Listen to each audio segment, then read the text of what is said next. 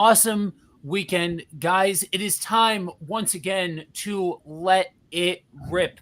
Guys, we have a jam packed episode for y'all this morning. But before we get to the fun and festivities, couple of things that we got to hit right at the top.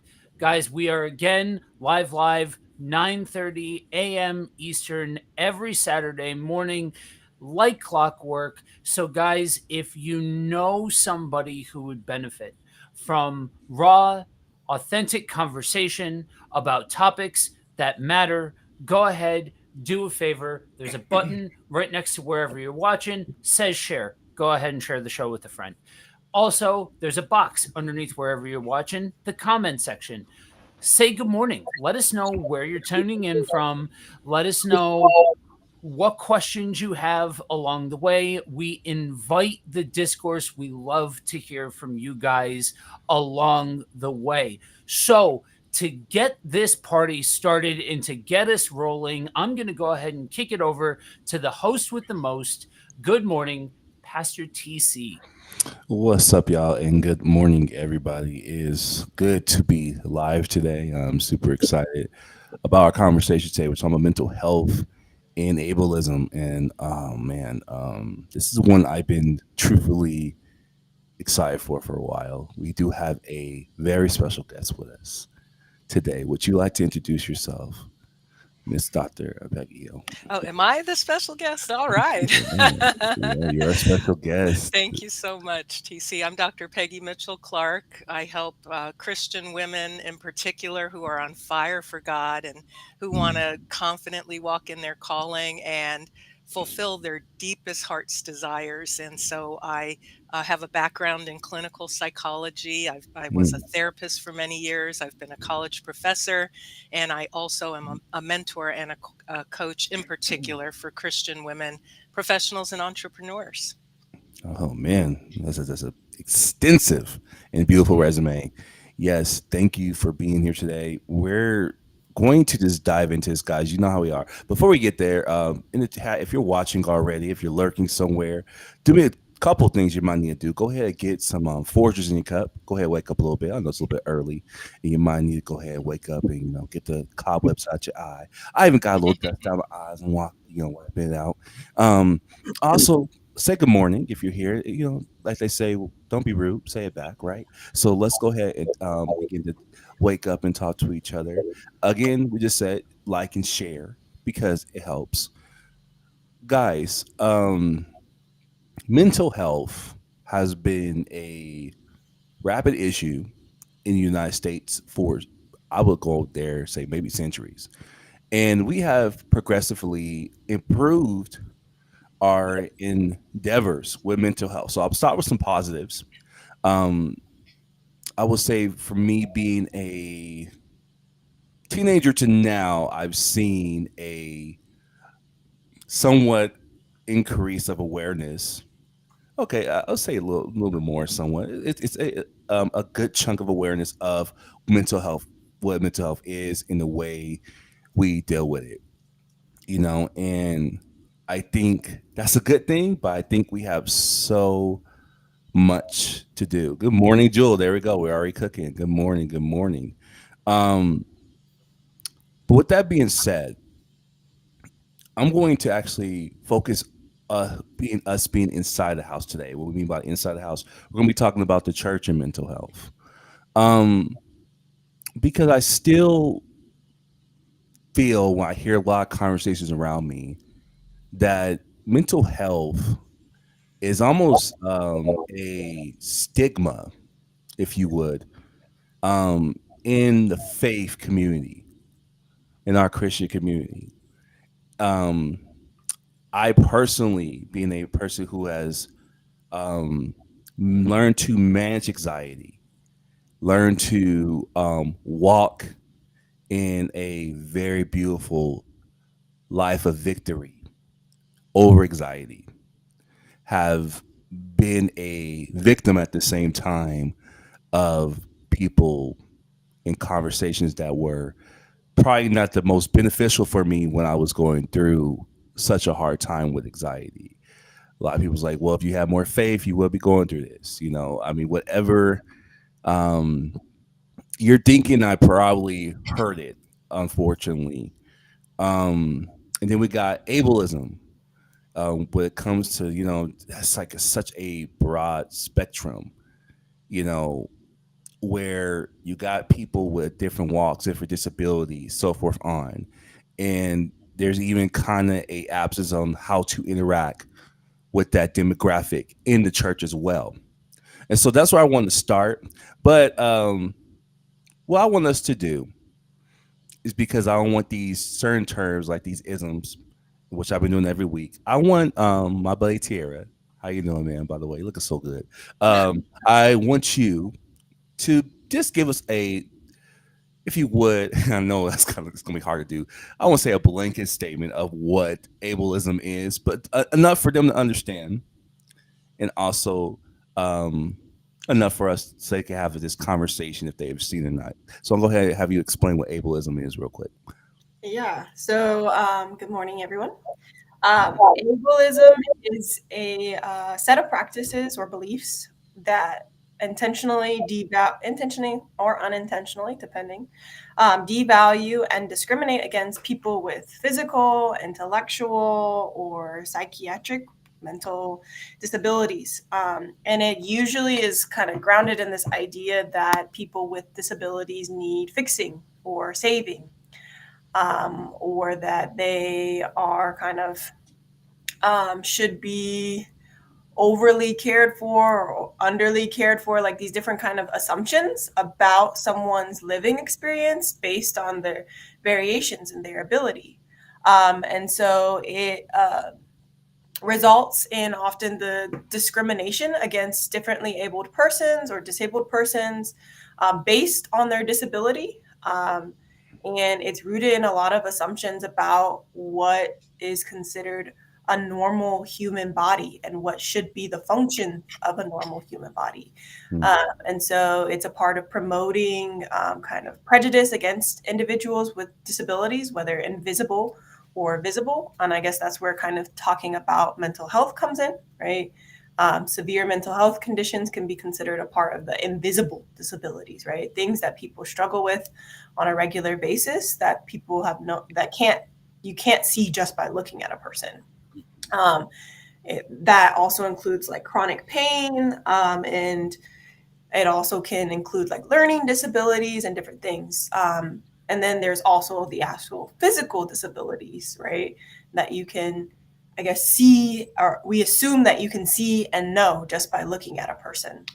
Um, Hmm. but so ableism is about that. It's about all of these different prejudices and discriminations that are targeted disabled persons or differently abled people based on their conditions. Hmm.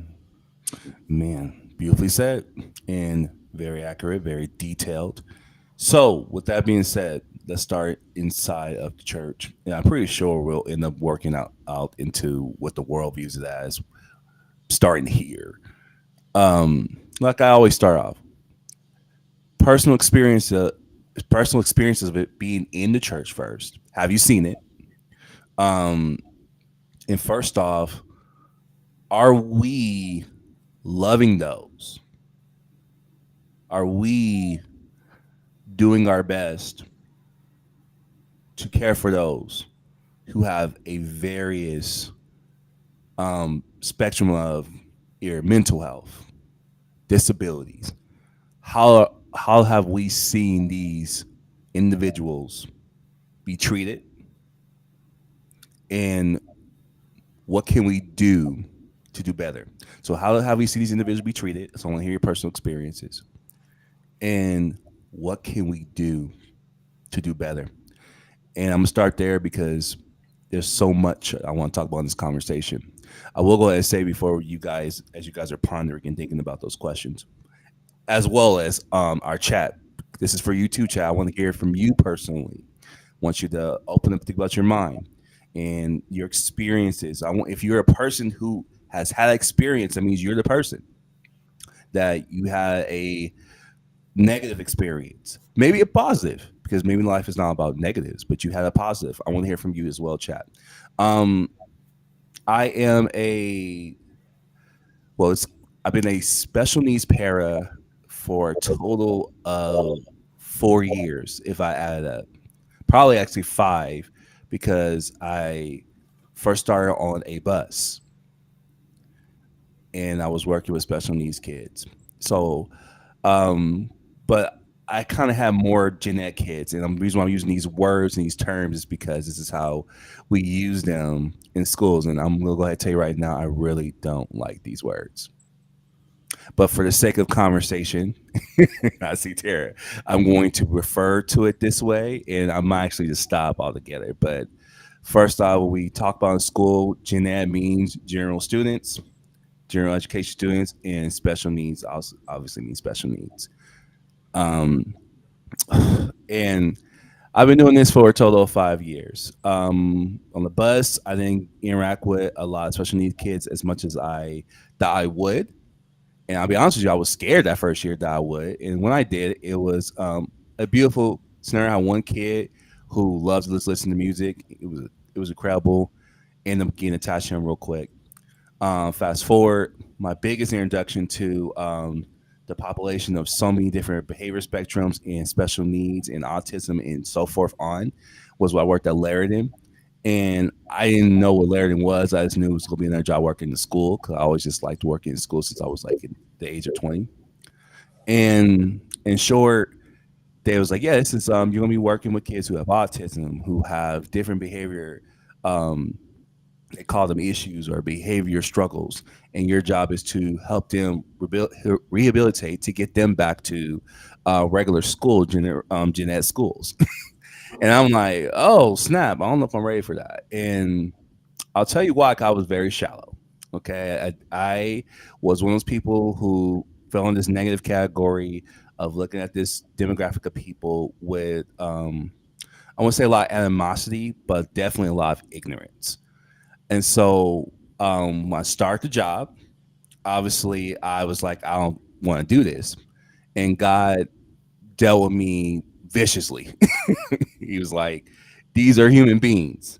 These are not some sub human beings. These are human beings, real emotions, real feelings. And you're saying you want to do ministry.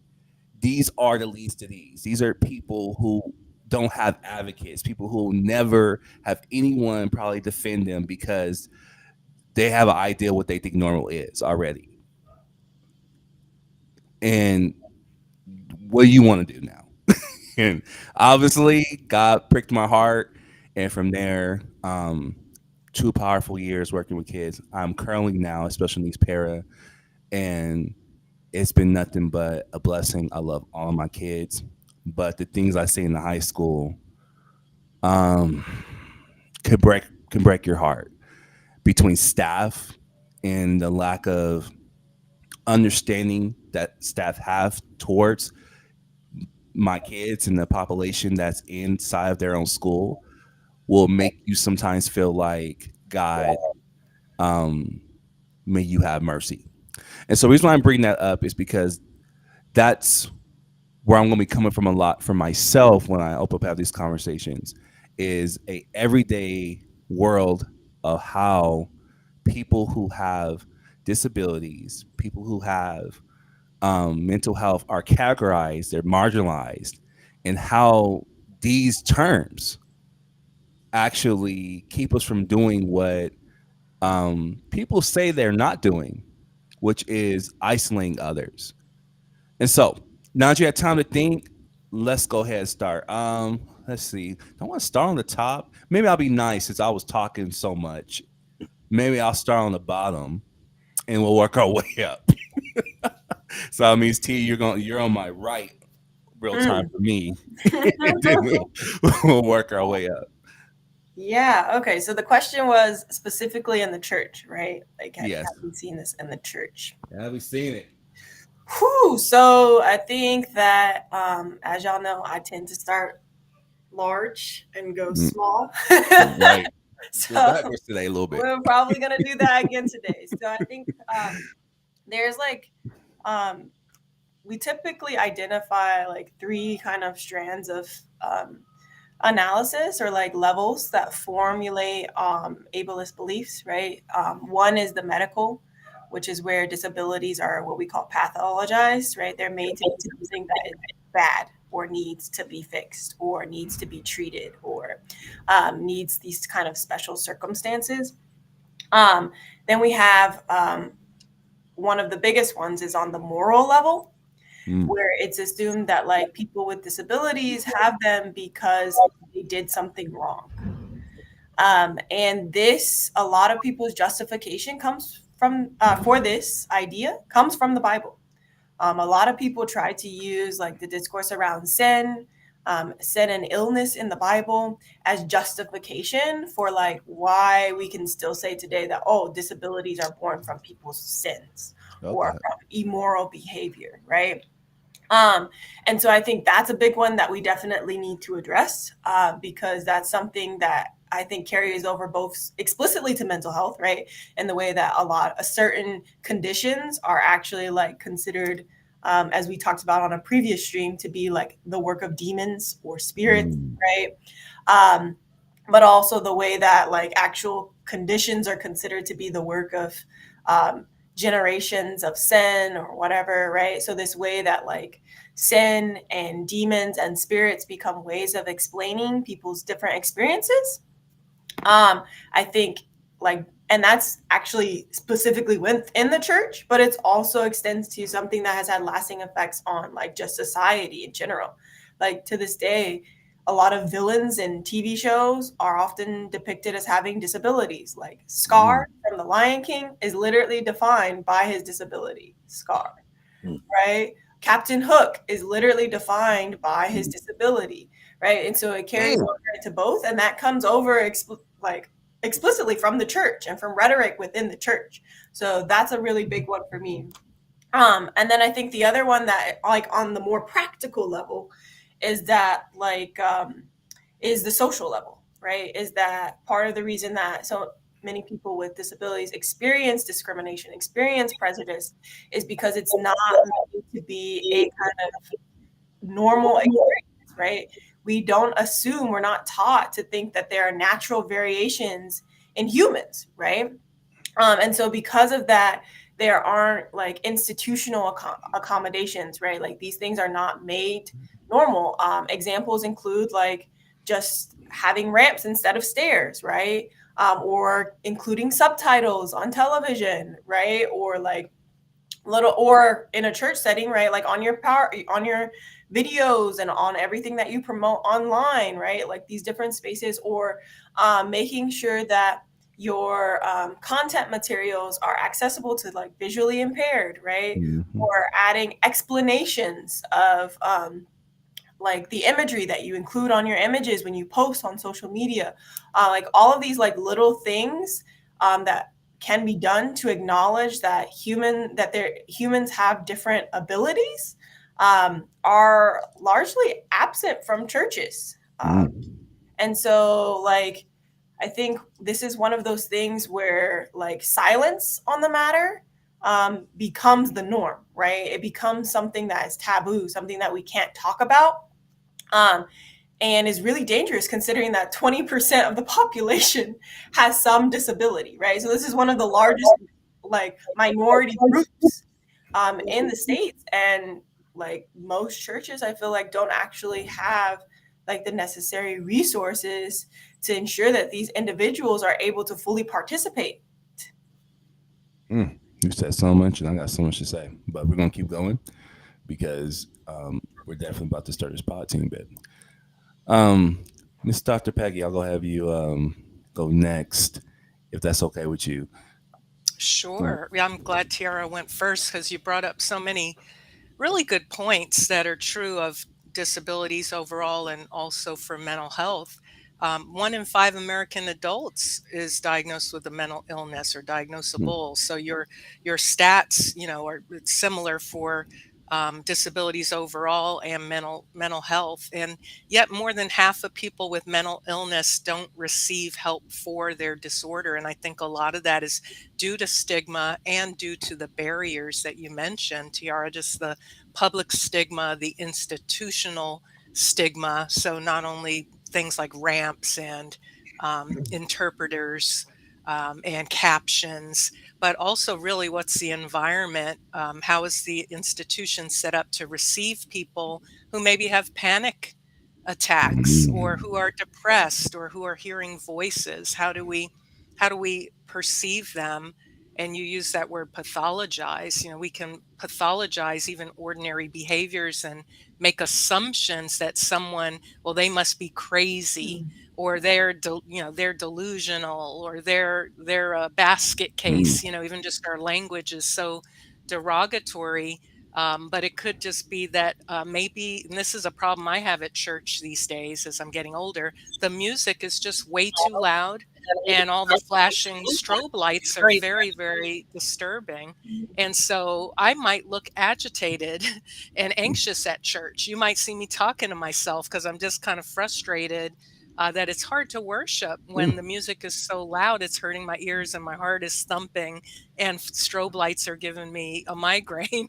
And Mm. so you might see behavior that you look at her and say, well, what's wrong with her? She must be a Mm. nutcase. And so rather than someone saying, are you okay? I notice you look in distress.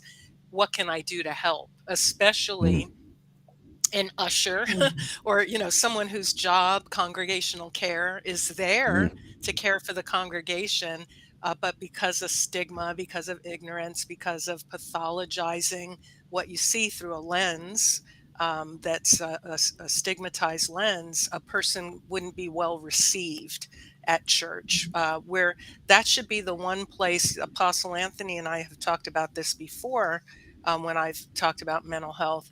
The one place we should be able to go when we're struggling with mental health challenges should be the church. The one place we should be able to go and be received, if nowhere else in our day-to-day life, should be the church.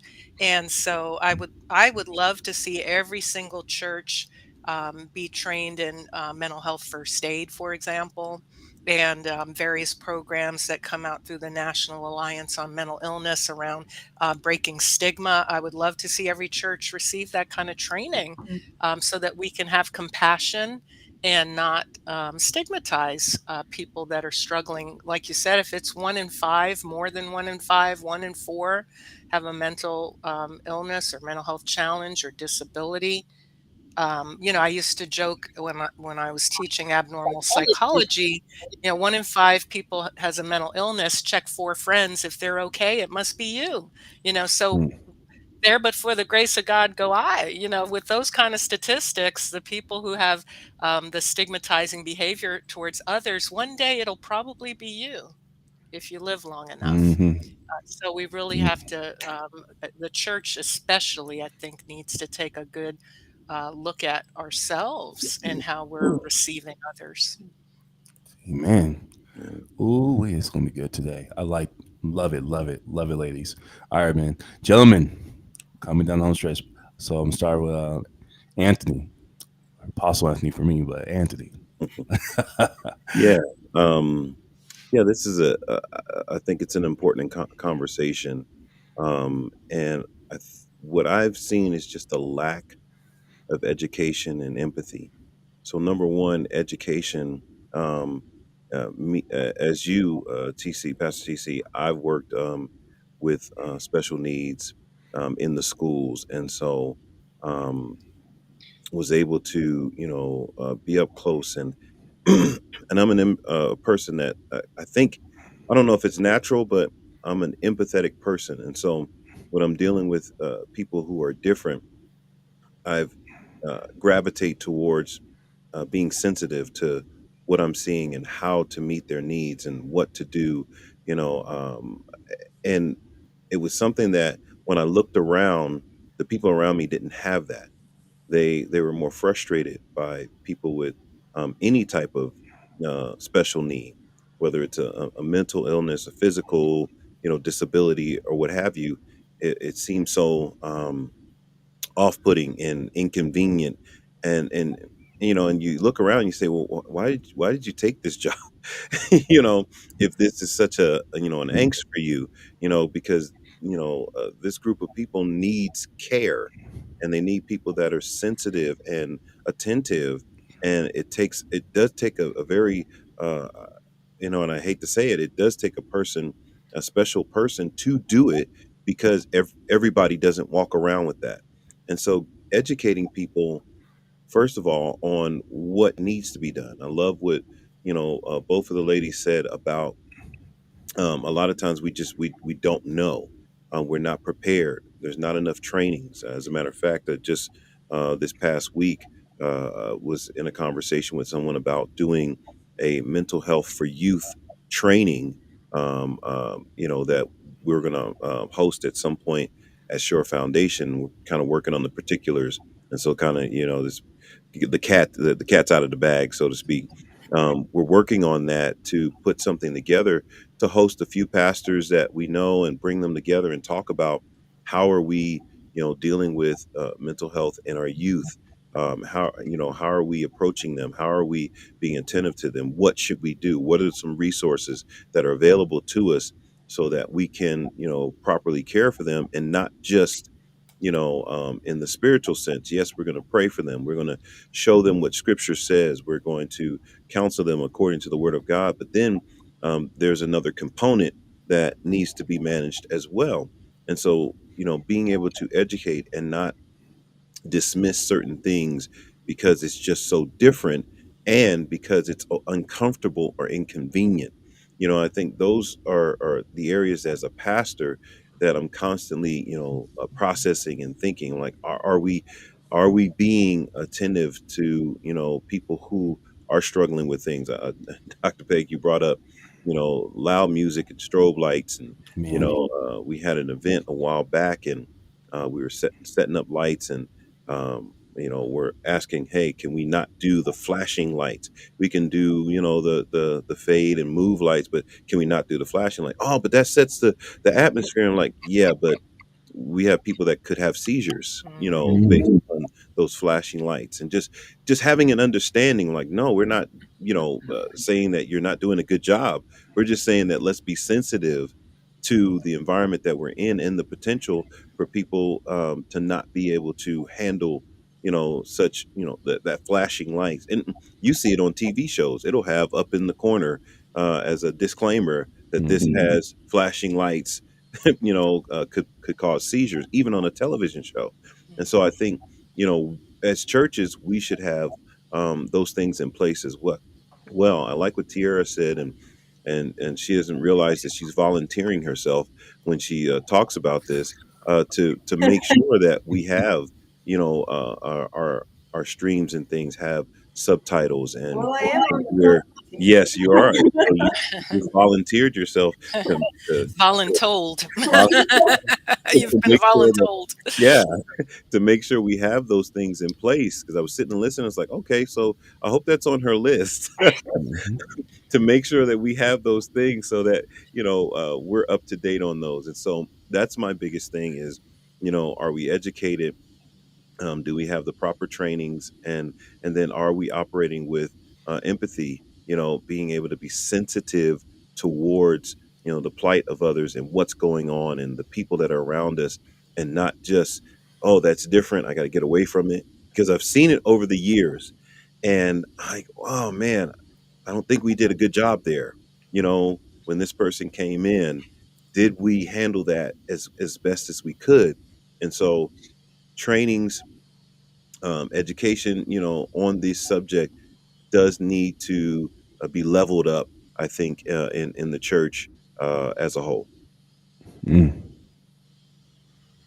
All right, man. Man with a beautiful, lovely beard.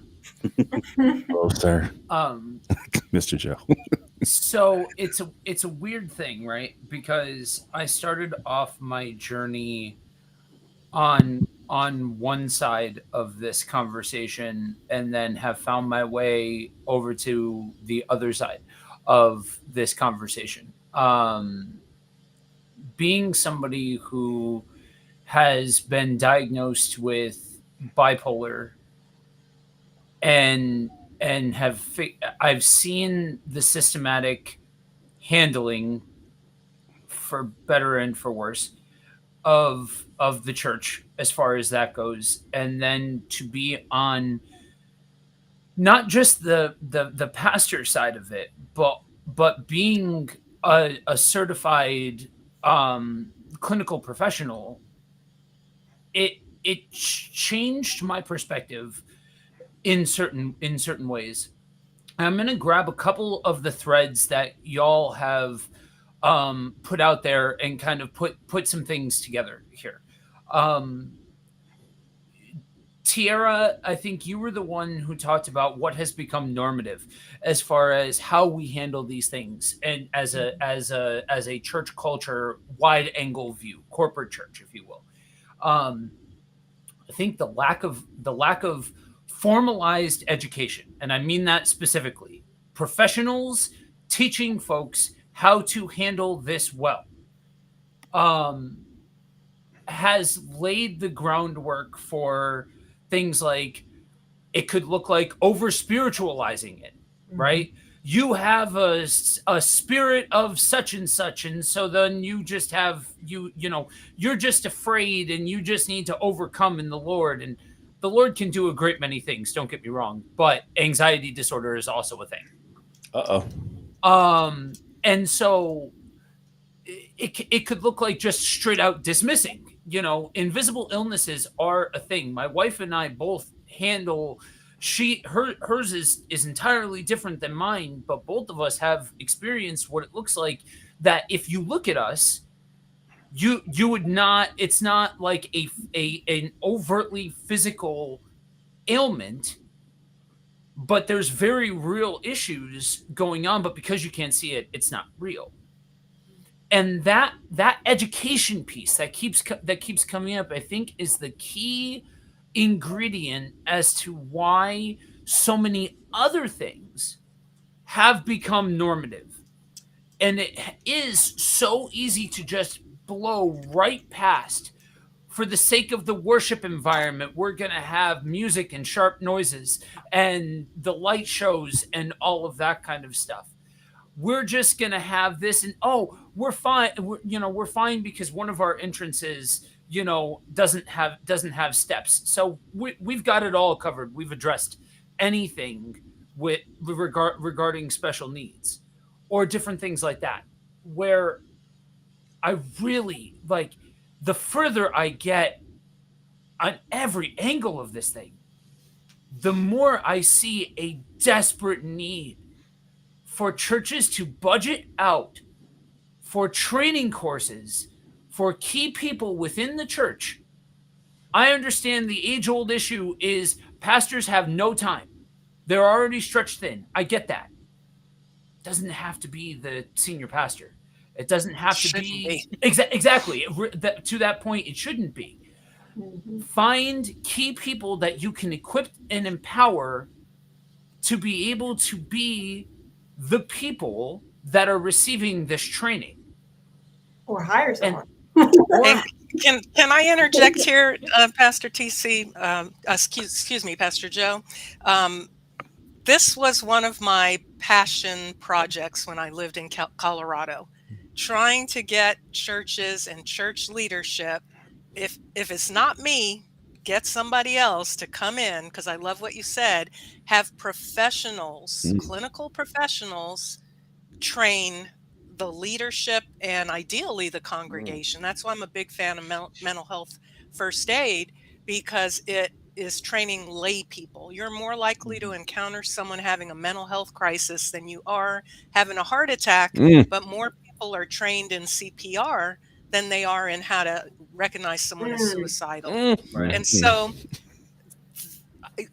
let's talk about why there's so much resistance from church leadership to bring in trained professionals, qualified professionals, to talk about these issues and to train the leadership at the very least. Can we train the ushers and the security team at least, if no one else?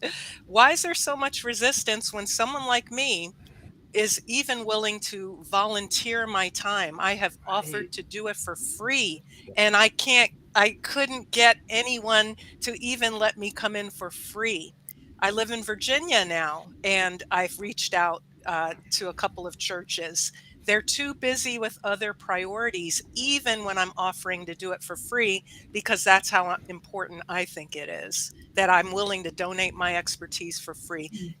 Can someone help me understand the resistance to having leadership in the congregation trained, specifically because it's my area of expertise in mental health awareness? And Tiara, you can speak about Man. disabilities overall, but what's the resistance? Please. I think Dr. Peg, let it rip. I Yes. think Thank you. Thank you. Did I do it calmly and Yes. respectfully? Yes. Yeah. Because if And you, can I say this caveat? There are some awesome churches and leaders in Colorado that I've encountered who have a understanding of mental health, who have a heart for equipping the body, and who have brought me in and paid me. You know, not everyone wants you to do it for free. Some people do value your expertise. So I'm not saying across the board. I've encountered some awesome leadership in Colorado.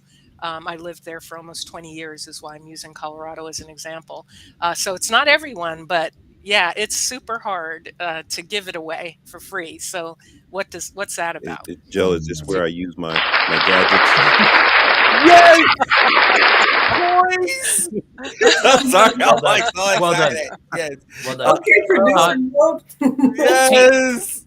Can I go? T, can I grab the ball and roll? About the rock paper scissors. Go ahead, man. Go ahead. I was like, dude, go ahead. So I just want to bolster Dr. Peggy's point from Yes. the East Coast perspective. So I'm in Pennsylvania, and I too have tried to volunteer my time to train people and have been met with so much resistance. And you use this word, and I'm glad you use this word, priority, because it's not that, you know, if you press church leadership, and again, I'll throw the same caveat that Dr. Peggy threw. I have encountered churches that do take this seriously, that this is something that is of priority. So no, we're not going straight across the board. But the reality is that this stigma, this normative behavior towards dismissing this aspect of something that somebody can endure doesn't just pop up out of nowhere. It tends to be institutionalized from the top down, and generally is part of a cycle where it's started from the top down because that person who is in the front of the room was filling a pew prior to going to the front of the room, and it was already instilled in them. And so the cycle had already been in play before they even hit the pulpit. And so, for a variety of reasons that are kind of ingrained into the Western thought and the Western mindset, it's this idea that we don't need to give priority to this. So anybody trying to highlight it, they're not needed because this isn't a priority, because all somebody needs to do is pray more. All somebody needs to do is get closer to God. All somebody needs to do is just fix this behavior, get rid of this evil spirit, and suddenly they no longer have the need for the mental care aid or professional or anything like that. Thus, the training is not needed. That's generally, to speak from my experience and the resistance that I've seen, that's generally the directionality that I've seen. Chat, just to wake you guys up. First off, Dr. Peggy's dropping hot fire. Okay, that's what we say. That's in the hard. Okay, I'm trying to hold my tongue. Nope. You go ahead and be you, ma'am. Okay. You know, the the other connected topic that I've had a lot of resistance, and I want to bring this up because I think there's a stigma that makes us think they're connected when they're not always connected. But the other topic is, because it's another area of expertise of mine, is violence prevention and church Mm, safety, like shootings at Mhm. churches, preventing Oh yeah, yeah. stabbings and mm, shootings and violence at churches, and recognizing signs of indicators for violence. And there's a lot of resistance to that type of training as well. They'll round up the men and have a security team, but then they won't actually train them in prevention, violence prevention, and recognizing signs that someone is moving on a pathway to violence. And yes, there is sometimes an overlap with signs of serious mental illness, someone who is psychotic or severely depressed and decides to take out a bunch of other people and then kill themselves. Yes, we do see that overlap, but it's a myth that mentally ill people are more violent. They're more likely to be a victim of mm, crime than a perpetrator of violence. But if we could recognize the signs of escalating violence, recognize the signs of a mental health crisis, we would be doing well to keep the church safe, the church body safe. And there's a lot of resistance and denial about that. We'll just pray. And of course, we should pray and go under the wings and the shelter and the shadow and of God. And yes, it's both, like you mentioned, Joe. It's the natural and the supernatural. Yes, of course we pray, and there's some things in the natural. But I even would challenge. I'm sometimes churches don't even really have a vibrant Mm. prayer Mm, life, mhm. corporate Sure. prayer Yeah. culture. So they're saying, well, we're going to pray about it and put our head Mhm. in the sand and Right. not do anything in the natural. But I actually don't even see them really praying about Mm. it either. So, what are we well, doing? That's two. She let two bombs drop right okay, out the. okay, No. okay, okay. So I'm gonna back up because man, that is a rabbit trail that we will get stuck on. But they're kind of somewhat a little bit connected. I want to go back a little Mhm. bit because you asked why. Why is there so much resistance? And Yeah. I believe we're kind of hearing it. And Chad, I want to hear why you think there's so much resistance for like talking about mental health and having training, having at least our leadership trained to have these conversations. Why is there so much opposition? I want to hear from you, Chad. I'm gonna go ahead and get in this. Well, I think there was a program I was in, and it became very obvious to me why these conversations are not being had. And there was a certain material we had, a book, and I won't even mention the book because I don't. My goal is never to be an advocate for hostility. Neither am I a person who wants to ignore what the problem is either. So I understand controversy can be a thing when you talk about issues like this. When I was reading this book about wellness, spiritual wellness, and God wanted this type of spiritual wellness. It's very clear that things like anxiety, depression, and any other disability are is heavily frowned on, and God wants you delivered from them, all of them, and that God wants you healed. So we use these type of words and buzzwords like healing, deliverance. It is heavily assumed that anything with a disability is already demonized, excuse me, and that it's a problem. Mhm. And so with that being said, there is a whole. I didn't want to do it, but there's a whole culture that we're still part of in the church that is prosperity driven, and there's money Yeah. behind prosperity, and the whole prosperity Yep. and that type of ministry is healing you from those things, which brings, whether we want to talk about it or not, residual income. Mhm. People flocking to churches to get healed from something that society has already said is a problem. And so the church now partners with that And therefore, we're like, yeah, this is wrong. And we have the answer, or we have the person who is the answer. Now, am I saying that God cannot heal? Absolutely. And I want to make that a statement that's even being pushed. Am I saying that we should not be praying for these things? Again, we said this so far. Absolutely. We should be praying, but are we actually doing it? I think the problem is that we get into doctrine. It's taught that you shouldn't have these things. So if you have these things are wrong. So why would I teach on these things? Why would I get people to teach my leadership when we're trying to actually sometimes maybe capitalize off of this, or at times we're actually trying to just ignore that this is not something that could be even normal, because we keep using the word normalize in a in a church culture. We don't want it to be normal.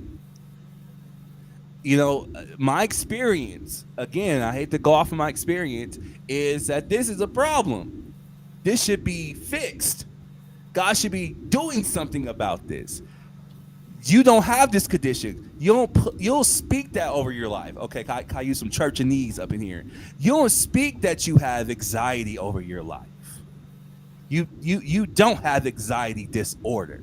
You are a victor. You do have peace in the name of Jesus, all these things are true. I do have peace.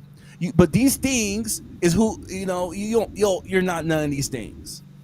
So those diagnoses are wrong, and you're not supposed to have those things, and we're not going to have that in the household of faith. And so, yeah, there's a pushback on it because, yeah, we don't want you to accept that there could be something wrong. That it is crazy. You would think with the surge of pastors who've committed suicide, right?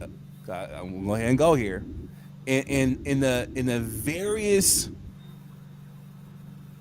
magnitude of people committing suicide in the church, you would think someone say, well, there has to be something wrong with that statement. This can't be all just name it, claim it, pray over it. We have to do something more. But again, I don't know. I think you got to think about capitalism. People want to profit in the business of trying to make it better, not actually talk about it. Yeah. I think you hit the nail directly on the head. Sorry, Tiara, and then I'll kick it over to you. It's far more profitable to have a congregation full of people who are healed and delivered and happy and wealthy and all of that kind of stuff. That's way more marketable than to have congregates that are dealing with issues, dealing with family life issues, or dealing with mental health issues, or any of those things, any all inclusive, right? And so it becomes exactly, because if the idea is church growth, if the idea is let's get as many people in the door as absolutely possible, then we have to make our church as marketable as we possibly can be. And I understand that comes across as very cynical. And you know what? It wouldn't be the first time that I've been accused of being a little on the cynical side. It is what it is. But just because it's cynical doesn't mean that it's not factual. Sorry, T, go for it. That's what I was gonna say. I was like, that's the other side of the prosperity gospel, right? It's the one that there's a side that like actually encourages people to be about your business and get money and to be prosperous, right? But the other side is that you have to sell the gospel, right? And so, like Joe was saying, right, that means that you can't compromise your testimony. And for a lot of people, having these experiences is considered compromising or tainting your testimony, because how are you going to sell me this quick fix to my issues in life when you still have issues, right? So kind of just building off of that. But I think the other thing is like, this is one of those moments where like people really underestimate the fact that like churches, when they're built, like when people start churches, most of them don't come in and say, okay, what is the right way to do this? Right? They often come in with the baggage that they had, the ideologies that they had outside of the church, and they just bring them in. Right?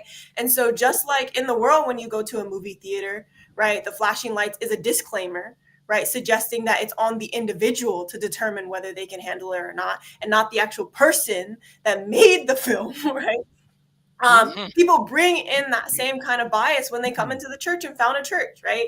And so it becomes then about, oh, it's not my job to accommodate these people. Mm. It becomes about, oh, that is an individual problem. If you can't see, it's up to you to go and pick Mm. a seat that you can see in, right? If you have chronic pain, it's up to you, right, to actually come when you're not in pain, or to make or let people know that you won't make it, or all these other things, right? It makes it very much like an individual issue, right?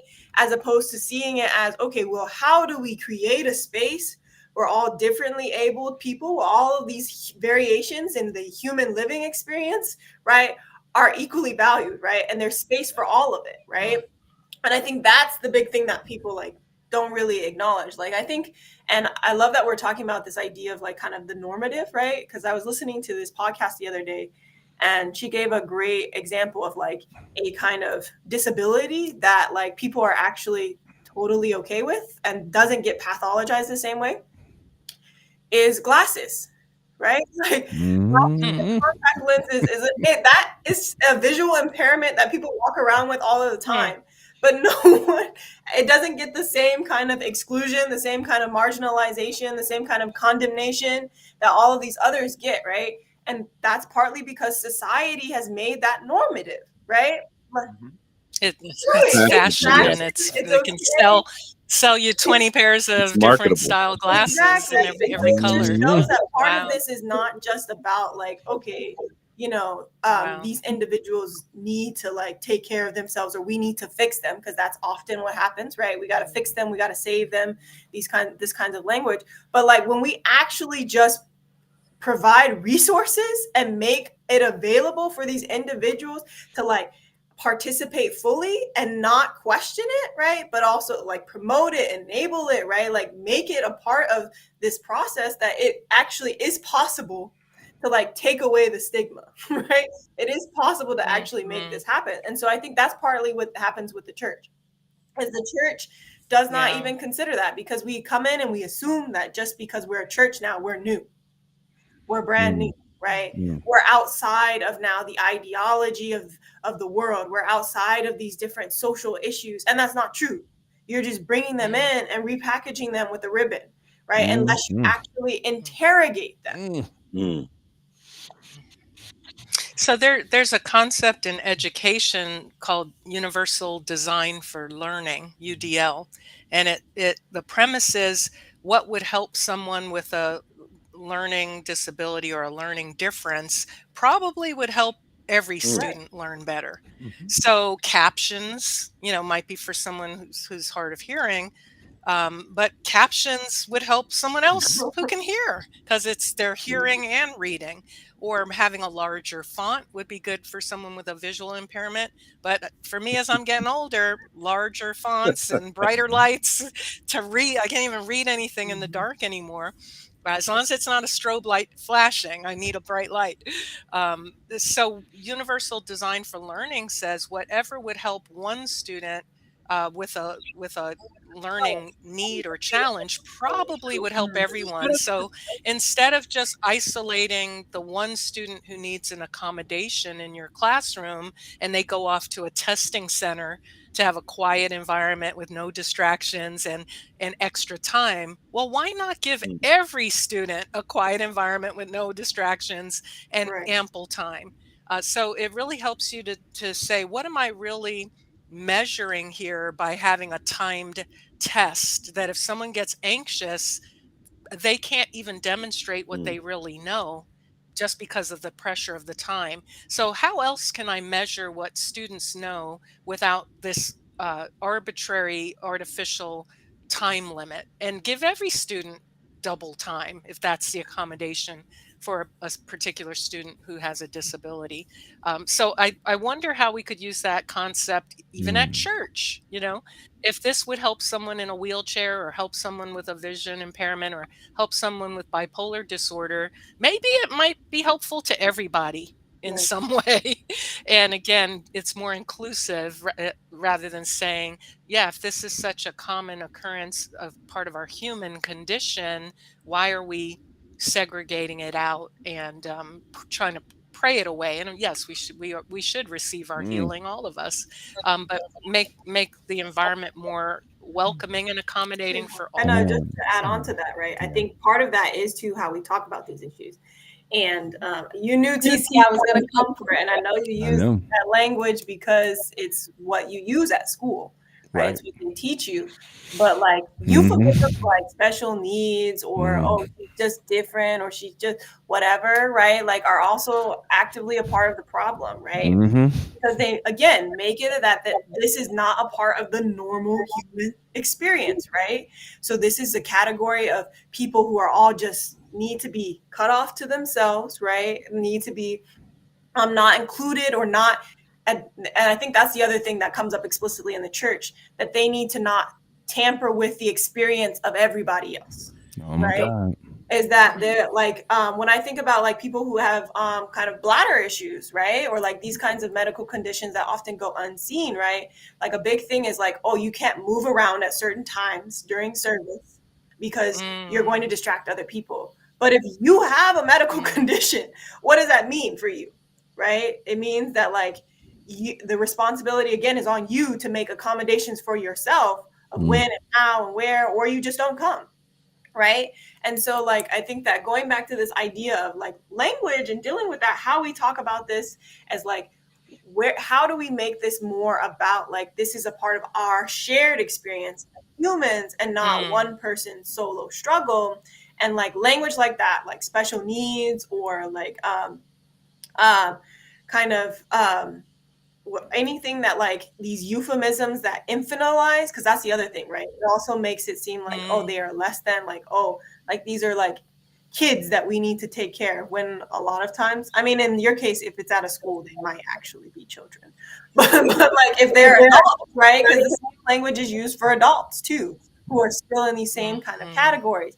And then the idea of like having to rehabilitate them, right, like as if like that there's something inherently broken about how they interact with the world, when it's actually the world that hasn't allowed them to interact, right? As oh, opposed to it being about, oh, like they need to accommodate, they need to change to best match us. Like, why is this the case that we don't actually allow for them to experience the world as they experience it, right? Like, why are we requiring them to become, to use that phrase, a square peg when they're a mm, triangle peg? Like, why don't we just have a bigger pegboard?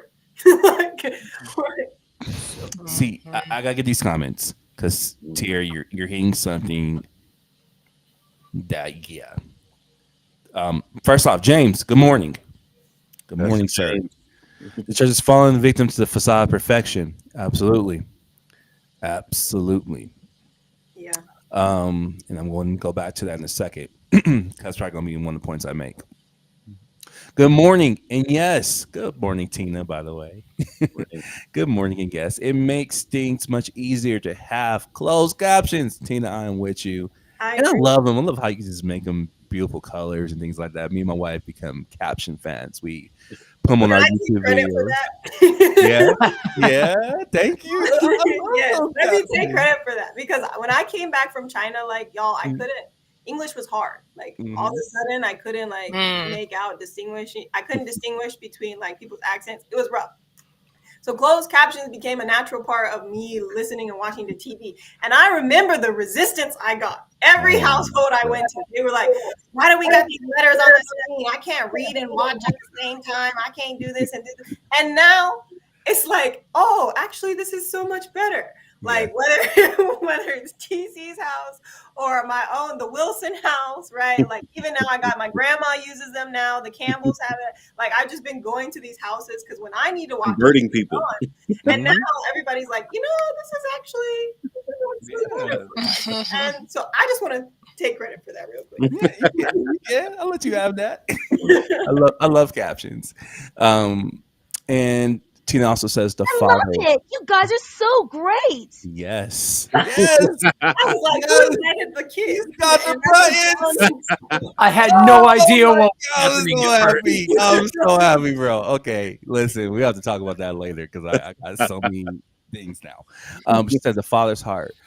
Tiara, you're talking about the school system and youth and learning, and so are you, Dr. Peggy. You're talking about um, joint learning and really trying to breed this idea that really we all have somewhat these barriers of learning, period. And when one child is successful in learning, it can actually bring success to another child as well. I even wager for adults, of course.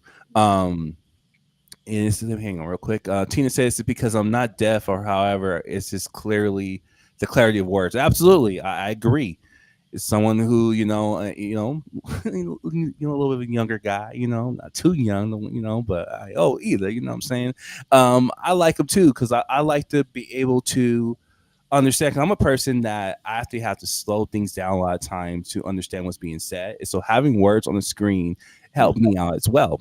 And I'm a big fan of it. And also being a YouTuber, they push it heavily. It's part of the algorithm. You're more successful to be, you know, YouTuber. You have some captions, So I'll be honest with you, but all of that helps me out as well. But like I was saying to those points earlier, we are talking about, it's heartbreaking because in school, our teachers are not equipped to deal with our kids, who are kids in my world. They're not special needs kids. They are kids who have real issues, like I have real issues when I was a kid, who have just as much of heartbreak and things going on in their life, and they come to school to learn. And yeah, it's sometimes I feel like it's incriminable, incriminable. Wow, it's not word. Criminal of how you're just seeing these classes as a para, and you're like, man, any day, you know, this teacher's going to come over and make the accommodations. But then it becomes my job to make the accommodations, which is also not in my job description. But someone who loves my kid, I'm not going to let the kid just sit there and just be a fly on the wall just to get some credits. Because then it's about numbers. Well, we have to put them here because, they need these credits Mm. to go to graduate so they can get into another program where they do the same thing, where there's really no learning, but now we have a space for this kid, right? And it's just heartbreaking because I'm like, the whole purpose of going to school is to learn, no matter who you are. Well, I bring this to the church as well. This mentality of it's not my responsibility is crippling, and no pun intended. It's Mm. I think when you said that, Tara, because you said out your mouth, like, yeah, that's on the person, not me. Mm. And for me, I think Tara just she took the words out of my mouth.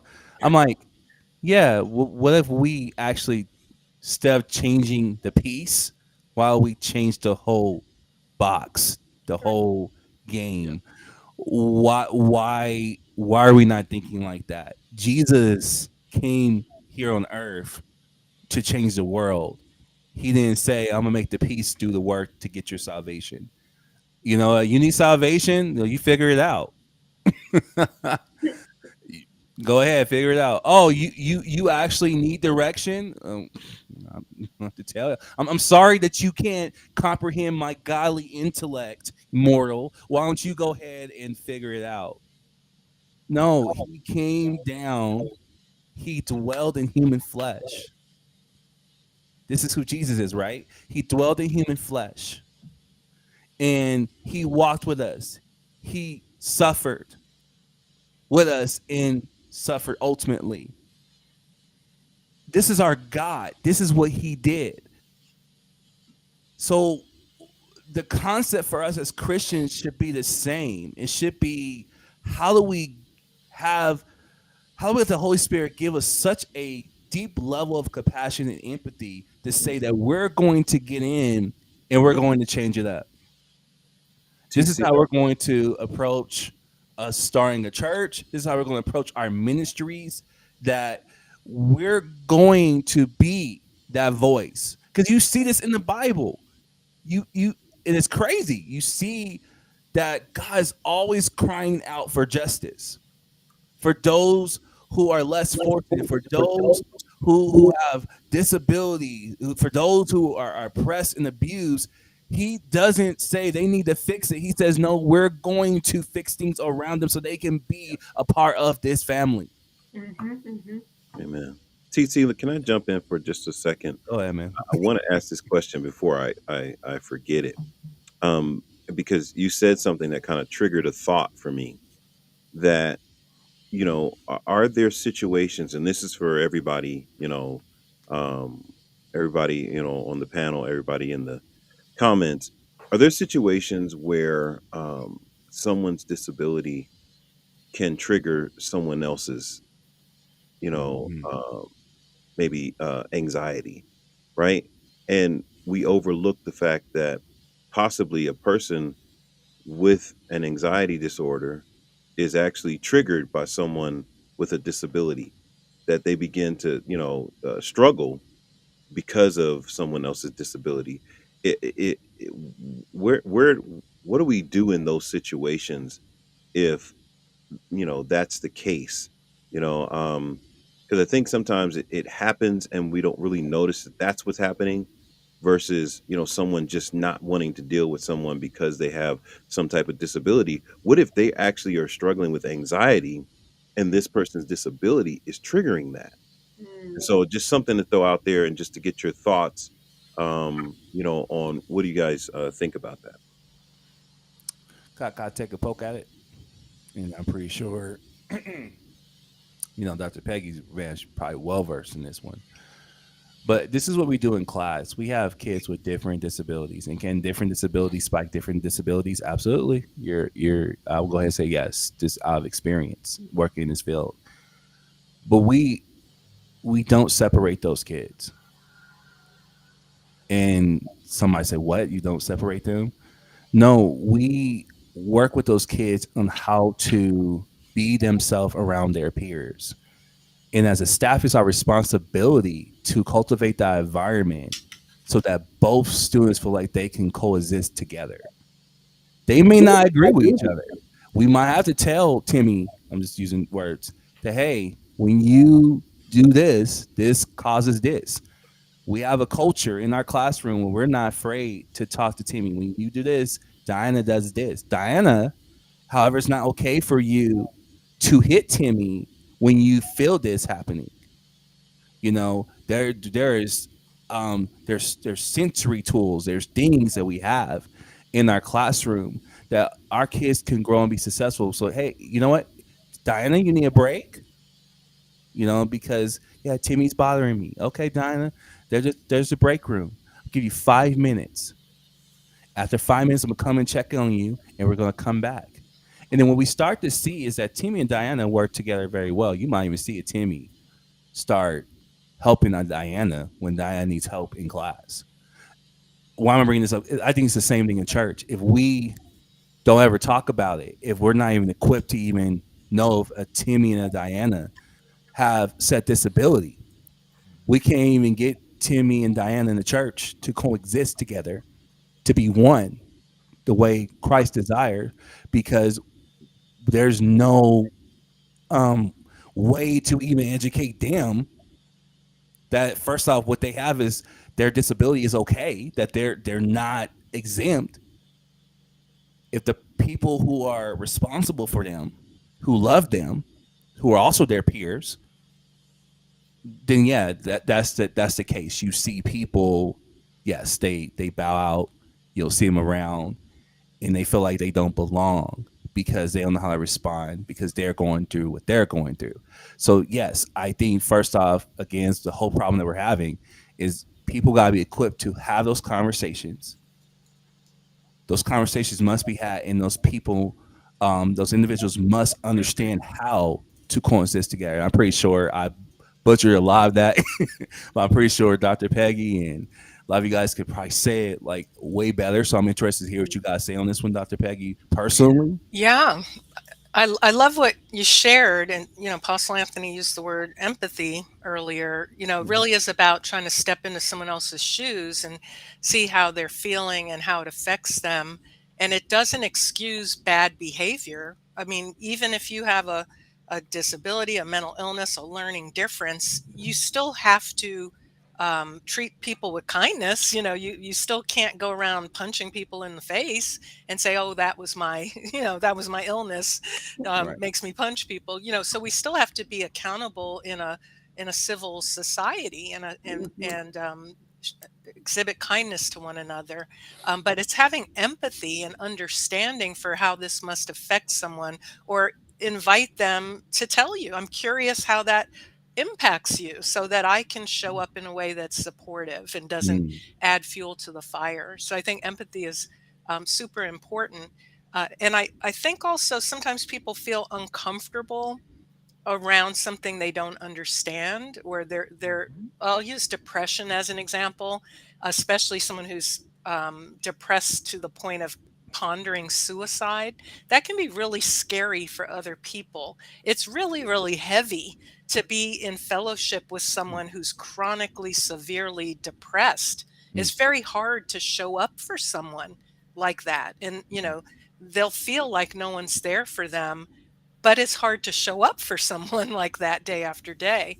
And so sometimes people will withdraw from others because they really just don't know how to deal with it. They don't understand it. It makes them uncomfortable. And so I love what you're saying about teaching children. If we could teach children from a young age kindness and empathy and compassion and curiosity, and going the extra mile to help someone without being afraid or blaming them, I think that would go a long way. And so that social stigma that I think we talked about earlier, of just people become socially isolated because of various disorders or conditions or challenges, and then they put that same stigma on themselves. They'll internalize those negative stereotypes, and then can become self-fulfilling. And so they show up even more, like if a little kid is called a bully because he has an impulse control disorder, he'll internalize that, and then he'll just be sad and lonely and angry and just become Mm. more of a bully. And so it becomes self-perpetuating. So I think empathy is so important, and recognizing how what gets stirred up inside of you when you're around someone in a wheelchair or who's blind. And Tiara talked about infantilizing people. Like, it should pull out some compassion and kindness, and you don't want to treat them like a child, either, if they're an adult. But I think all those things really go together. And I think about as I was reading through Job, I think about the value and importance of simply just showing up and being with people without always having something to say, without always having an opinion, Mhm. to Mhm. simply Mm. just be with them in their pain and suffering, and whatever their disability, however it might affect them. I think it's important to be curious when you have relationship. Uh, 'Cause sometimes people will be curious and there's no relationship, and so then you just feel like an object for their for their curiosity, but they're not really in relationship or wanting to have empathy. But to just be with people and allow them to struggle with whatever they struggle with. And as relationship develops, yeah, you can be curious and say, "How can I help you with this?" Or, "Does it upset you when I do this? Does it calm you when I do that? What would you like to have happen right now?" I think that's best in relationship. Otherwise, it just feels like you're a visitor at the zoo studying people. That doesn't feel good for the person who's struggling. Yeah, I was thinking about how to articulate this. And I think partly, I think it comes down to, for me, um, that we need to allow people to show up as they are, Mm-hmm. um, in whatever capacity that looks like. So I think that when people articulate their boundaries or their needs, a lot of times we consider that to be weakness, Hmm. right? Like if you say, I just don't have the emotional and mental capacity to handle this right now, Right. right? People often look at that as a sign of weakness, right? Of like, oh, they don't have their stuff together. They can't do this. They can't do that, right? And so I think that, like, I think we have to come to a point where we are able to respect and allow people to communicate that without it being a value judgment, right? Without it being about, oh, well, you're now incompetent. And I think that that's something that comes up with, like, when we have these kind of interactions between differently able people, right? Like a lot of times, if it's about like how this particular behavior triggers one thing for me or another person, right? Then the person who is triggered should be able to say, okay, or to ask for someone else to fill in, right? Or to do something, right? As opposed to us requiring it to still fall on them. I think that, like, we have to be willing to allow, like, people in across the board in the situation, right? And that means that we can't prioritize, like, necessarily one over the other, if that makes sense. I mean, I understand that, like, if someone is in immediate danger, like physical danger, like, that would make sense to prioritize that.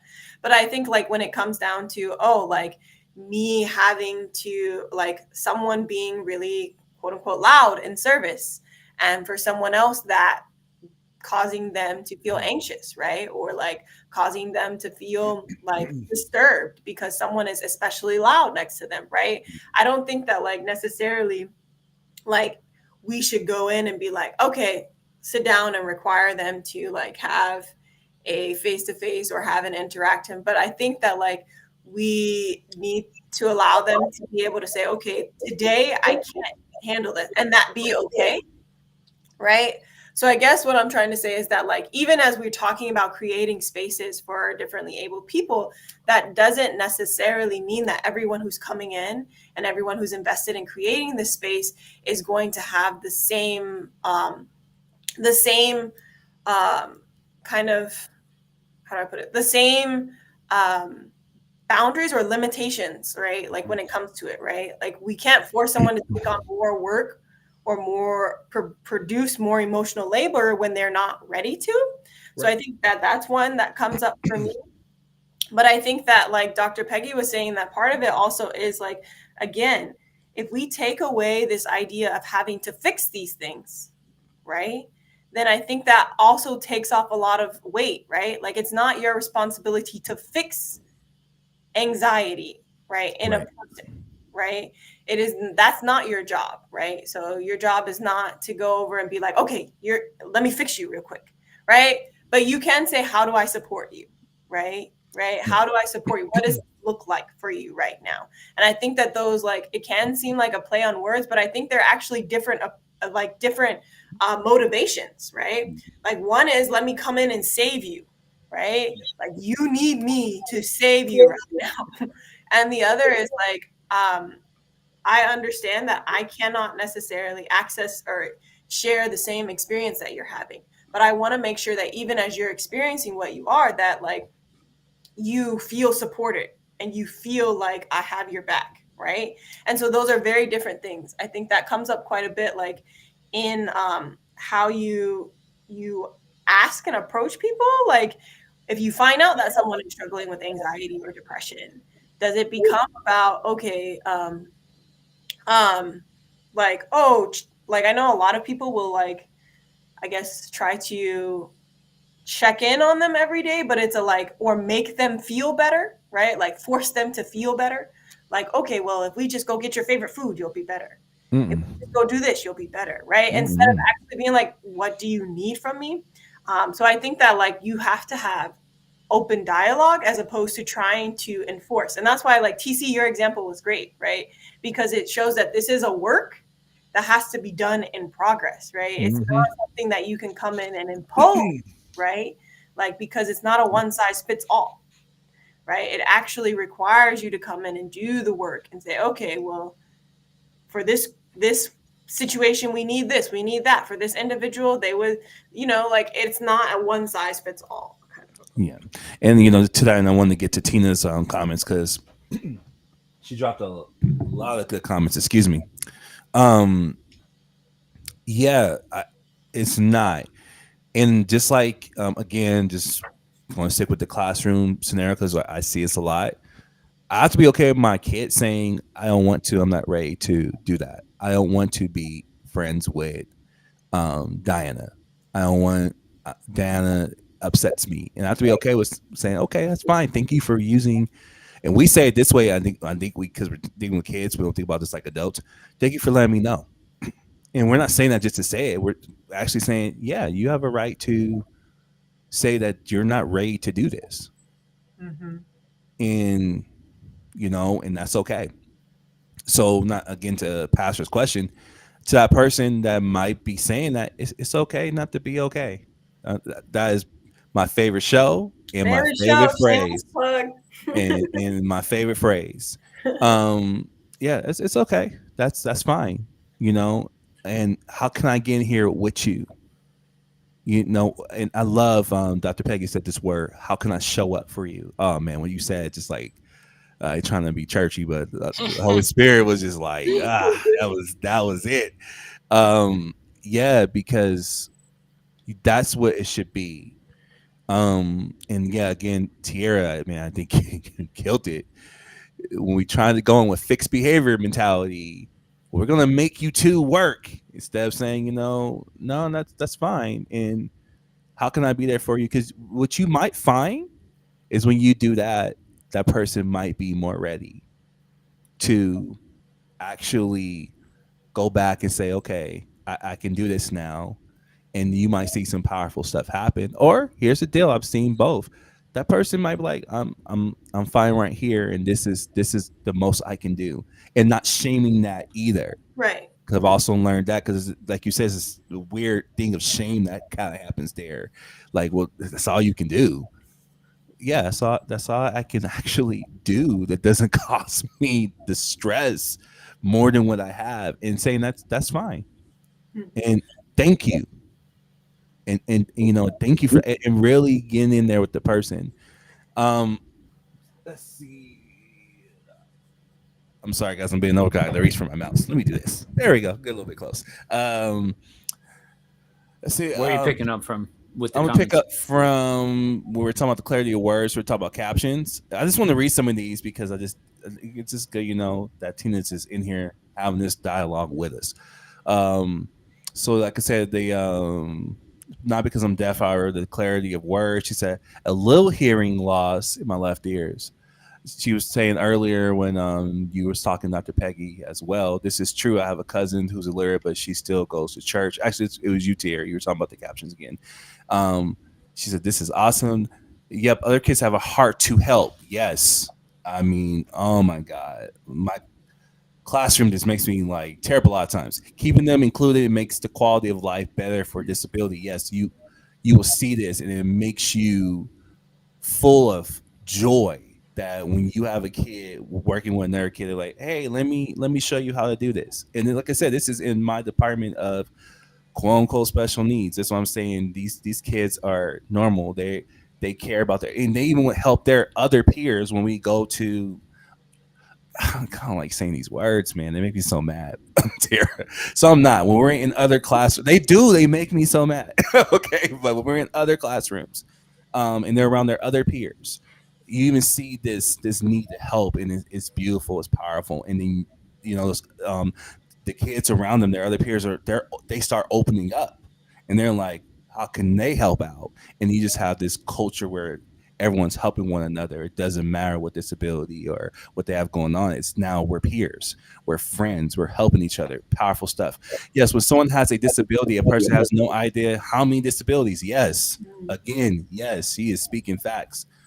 Um, this is so true. And then we got a good point, and then we got the app. So, um, yes, man. T, do I you want mind if I jump in? yes, because you've been quiet. I was about to pick on you. How you read my mind? Couple of things that I want to hit on, specifically from the. I know we've been using the classroom perspective a lot, but I kind of want to shift gears to the adult perspective here for a second, and then jump back. So I want to take the teachable moment here because we've been talking about this idea of um, an inherent complex that we need to jump in and save people and be able to, Tiara, you use the example, if I just, if we get you your favorite food, then you'll feel better. If we just go do what you want to do, then you'll feel better. All of those kinds of things. Mm.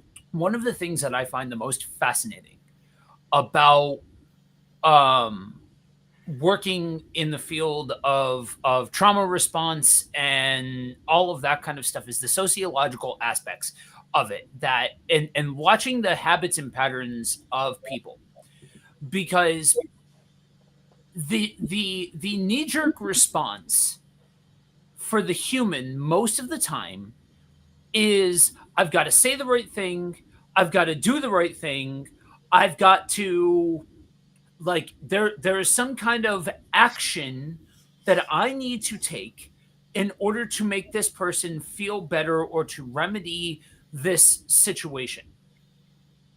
And so for anybody who feels that burden when they are engaging with somebody else, might I take the moment to alleviate you from that burden? Mm. Because it's not your responsibility to immediately remedy that situation for the person and take that pain away or take that hardship away or take that moment away or anything like that. Sure, there's situations to every situation, right? Every instance has something where, yeah, maybe there is an action response situation where it's like we've used the example before of the coat, right? You find somebody who needs a coat, yeah, pray for them, but if you've got more than one coat, maybe you just give them a coat, you know what I mean, that sort of thing. So there are action response situations, but oftentimes when somebody is coming forward with bricks in their hand, all they're looking for is a moment to set the bricks down. Mm. Now, not everybody at all times is able to handle somebody else's bricks. That's just the reality of the situation. Right. But if you're in that moment and you're engaging with somebody, be be comfortable with the uncomfortable. Be Allow for the beats of the moment to just breathe and just be present with that person, because a lot of the time a person who is trying to reach out like that just desperately wants the connection with another human being, not to be fixed, not to be remedied, not to be psychoanalyzed, but to just feel a connection with another person. So I just wanted to take that moment to say, yeah, absolutely, that is something that we as humans have, that instinct, especially in the culture that we live in the West, to react in that kind of way. But that burden and that responsibility is not yours.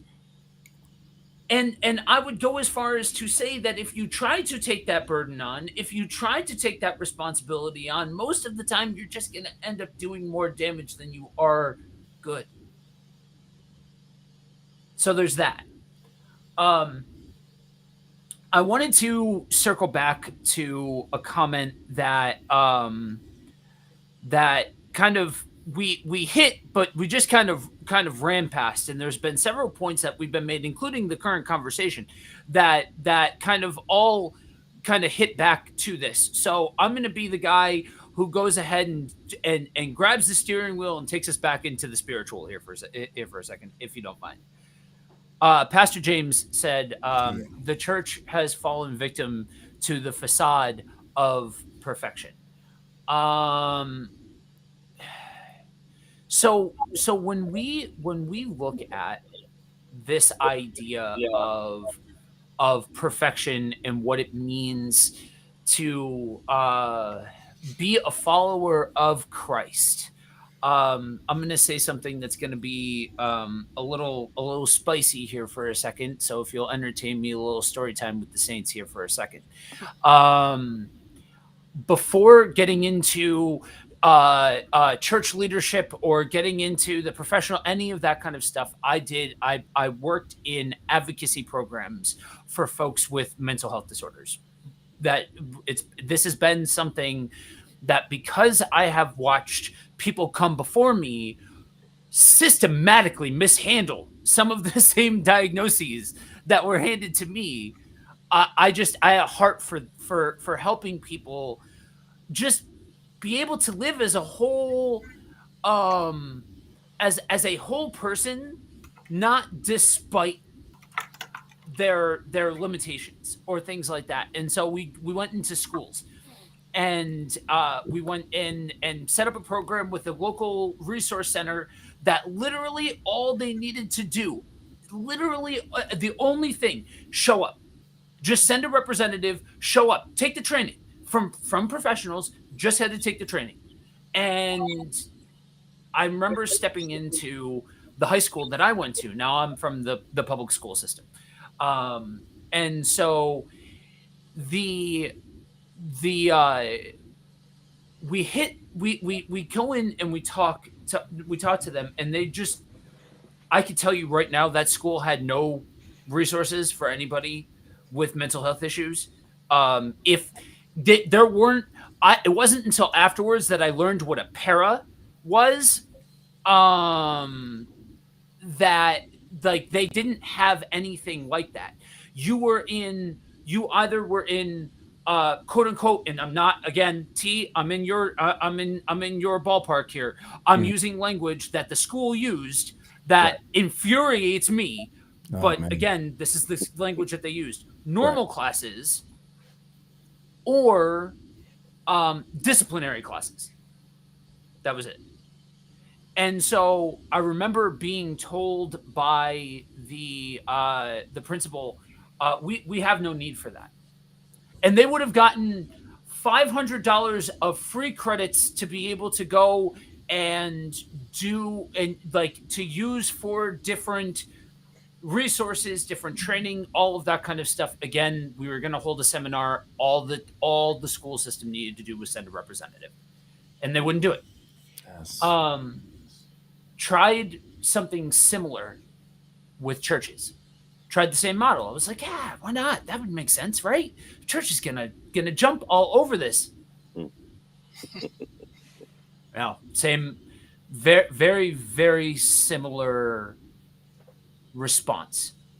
Now, why do I bring that up, and why is that spicy? One is an organization that has absolutely nothing to do with the Christian context or worldview, and one is the church, Mm. and they're responding in the same way. That's scary.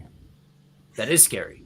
And when we understand that not only have we fallen for the facade, like Pastor James said, but we chase it. Mm-hmm. We chase that idea of being perfected in Christ. Now, mind you, on the other side of the veil, hallelujah, praise God, there is one day that we will not have to deal with the limitations of our flesh, of the carbon-based life form. Absolutely, without a doubt. Healing, absolutely, without a doubt. All those spiritual things, absolutely, without a doubt. Completely and totally. That being said, if we lived in an existence where it was as simple as just pray away a disorder, this world would look a lot different. It just would. And so when we're conceiving of these things, and there's a part of me that wants to shout out to the church planters. And Aunt, I think you're going to get me when I'm saying this. Tierra, seriously, coming from somebody who has planted churches not just in the states but in other countries, you got that in one. You hit that directly on the head, no bones about it. That when you plant a church, do not get it twisted. You bring your own baggage into the context with you completely and totally. Yep. That's why you have to have people around you that are trained to be able to look for these things, people that can hold you accountable, a plurality of leadership, all of those things, that because it's the entire team dynamic. And we root these things out in an effort to be able to not strive for perfection, but to create an environment that, yeah, sure, the humans are involved. It's going to be flawed and imperfect. That's just the reality of the situation. But we can at least take steps to be able to cultivate an environment that says, oh, we don't need this, we're good, we're not, that this isn't a problem that plagues us. Because I guarantee, for anybody that's listening to this, if you are in that position where you think your congregation's got this, you don't need it, this isn't something that you guys handle, that you guys have to deal with, then I challenge you, how well do you know your congregation? Because somebody is sitting in a pew, somebody is sitting in a seat, somebody is sitting in the group. That if you honestly believe that in your heart of hearts, then that person has not shared, or you're not paying attention. Well said, man. I totally agree. Let me do. I'm like, make sure I'm muted because I might be doing that. But well said, man. I can't agree with you enough.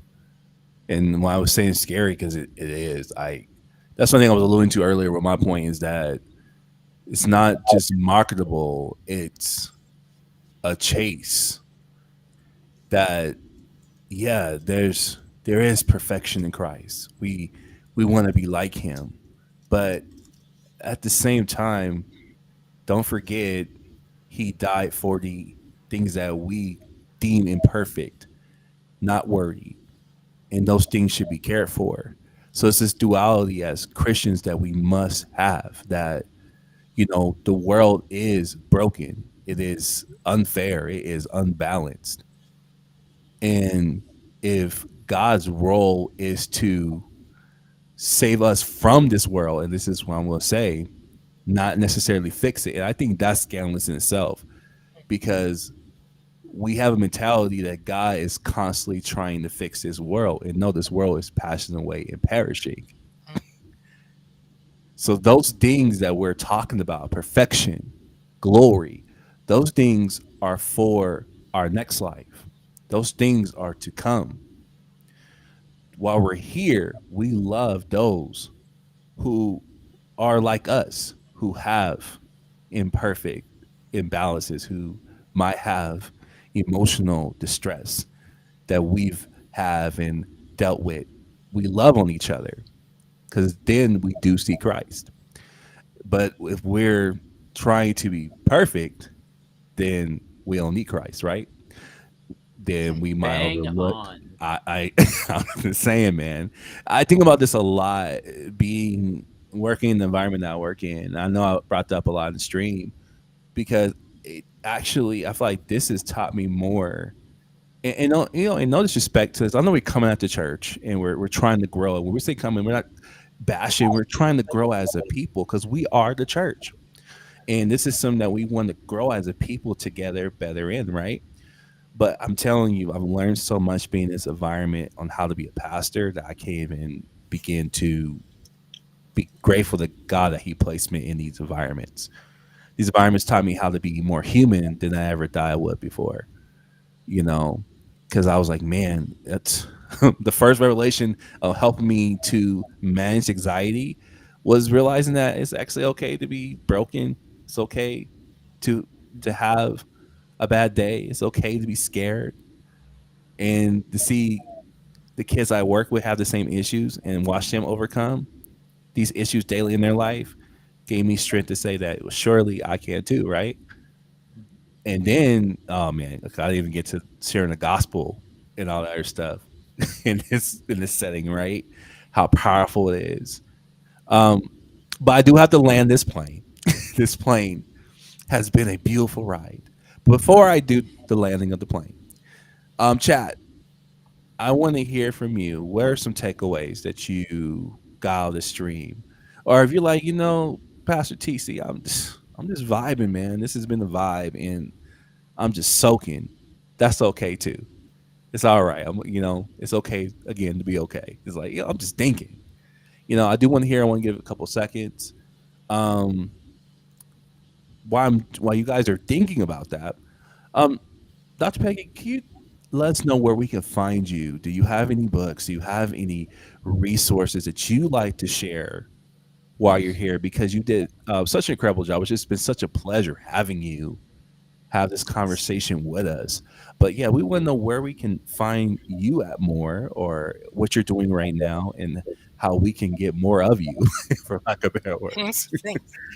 Thanks so much. Well, it's always a pleasure. I love these kinds of conversations about psychology and theology. I'm not a theologian, but that's why I hang out with Apostle Anthony. So we can have these rich conversations, and I feel safe to know he's coming from the word and I can come from my area of expertise. I just want to say, some final words about this conversation is, it seems like some of the hindrances and barriers are pride and Mm, fear. And if we embrace more humility in terms of the leadership, the churches that are really doing this well, I think have a level of humility. Like, I don't know it all. I am going to rely on not only God but the people. There are people in our midst who have mm, answers. Tiara, I've loved listening and learning from you today. There's people like Tiara in our midst who we can learn from if we're humble.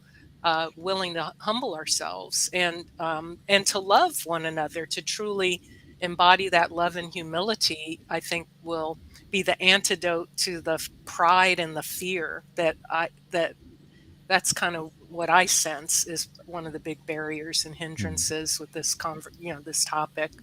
But thanks for inviting me to be on the show. Anyone who's interested in connecting with me or learning more about what I do, you can find me on primarily Facebook because I'm old. So that's where I hang out. I still haven't figured out Instagram, even though I'm on there too. But I'm on Facebook as myself, Peggy Mitchell Clark. And I have a Facebook page that's Dr. Peg.